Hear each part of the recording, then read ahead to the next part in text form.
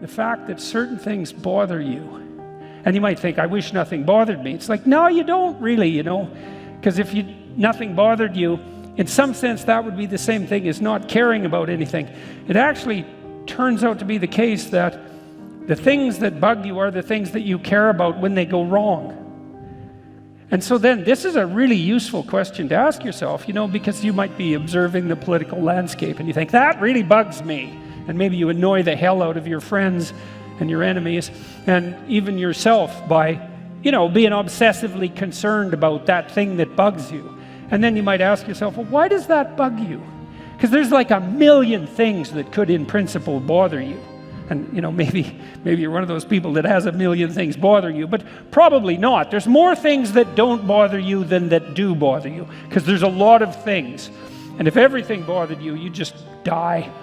All right, so there's very selective things that bother you, and it's very interesting because in some sense they choose you.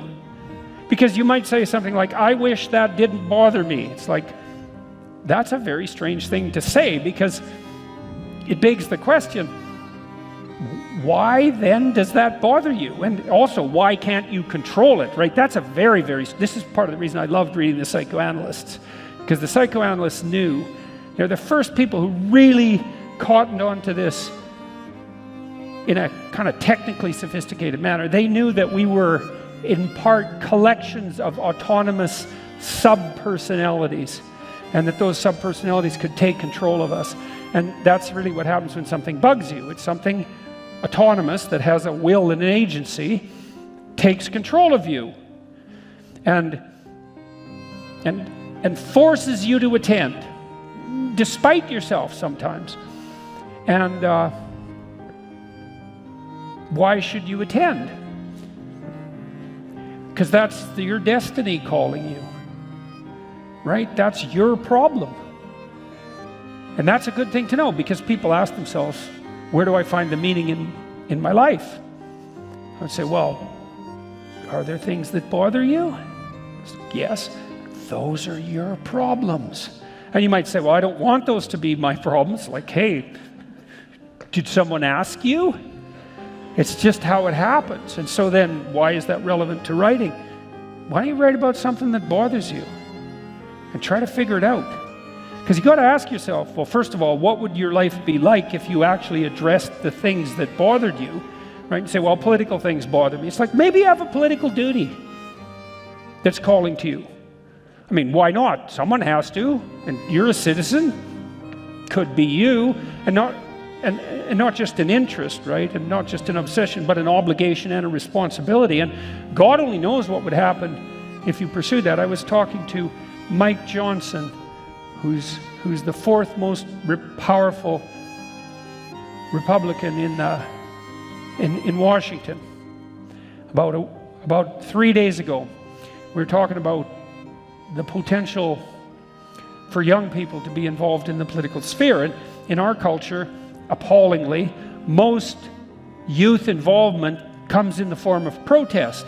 And that's the fault of the idiot universities, as far as I can tell, because basically what students are taught is that if something bothers them, which it might, then they should protest about it. It's like, well, you could do something about it instead of complaining about the people who are doing something.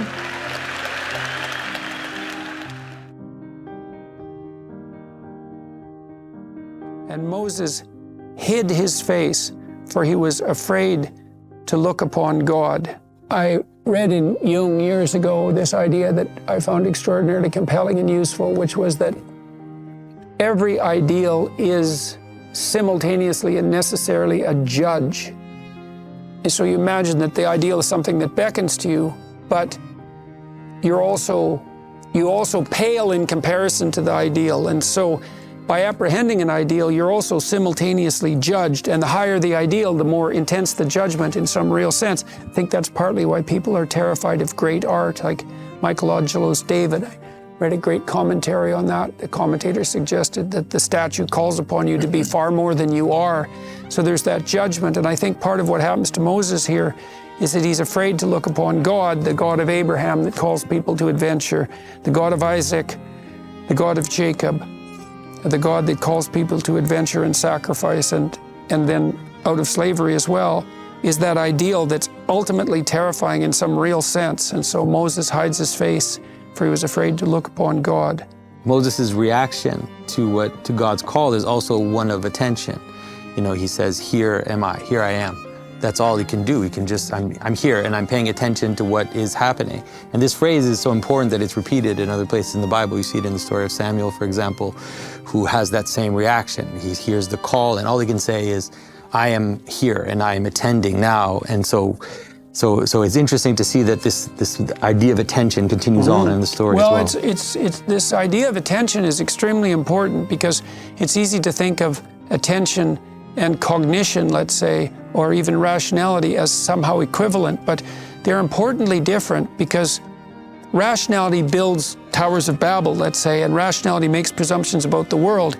But attention is a precondition for revelation and for rationality, and attention is in and of itself a kind of openness to the horizon of transformation. And the more, I would say there's a direct connection between being attentive and even being capable of healing in some real sense. So if you're a clinician, one of the things you learn, and Carl Rogers, the clinician, was a particularly potent writer on this notion that attentive listening in and of itself has a curative capacity. You let people unfold in front of you, or you encourage them to unfold in front of you.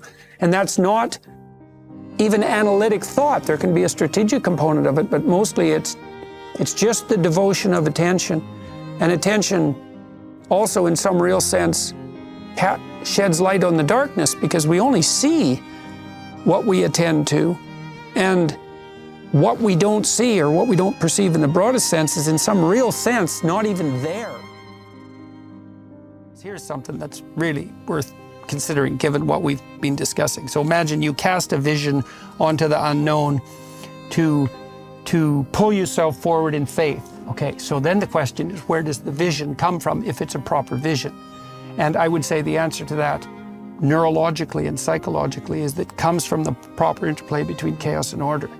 It really does do that, because the order is what you already know and the chaos is what's yet to be learned, right? And there's a meaningful conjunction of those two. And I say meaningful because when those two are conjoined, that's when you get the experience of meaning, like you do when you listen to music, because it's partly predictable and partly unpredictable.